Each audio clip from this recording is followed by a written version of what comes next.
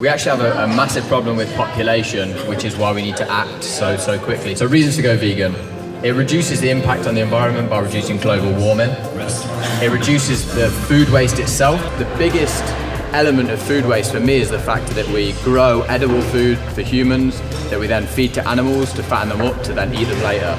And it's also the leading cause of deforestation. Going vegan is the biggest reduction impact on the environment that you can possibly have.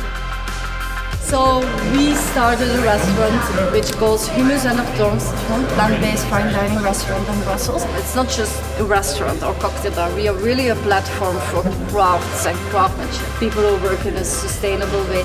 If in the case that there is parts of a certain vegetable that can't be used in our 7-course tasting menu, we reuse that in our zero-waste cocktails, and that helps us to reduce food waste enormously.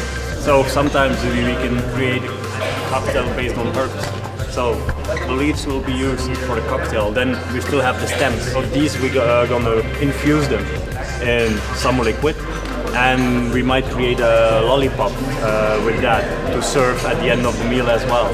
We really try to think as much as possible how can we be creative so we don't create waste and we're enjoying ourselves creating something new. And not only what food and drinks concerned, as I said, we are also very aware of the impact of everything that we buy. For example, making tables, making chairs and wood making, for example, spoon. And it's really part of our approach on sustainability, something that has been made by somebody you take more care of after it. So it becomes something precious. And that's actually the mindset that we also want to cultivate in a restaurant. Even the clothes that we wear is 100% eco-conscious. So if we can inspire people to buy one food or one ingredient which is produced in a sustainable way, one object, maybe we have made a little bit of a difference for the world. And what we do is actually sprinkling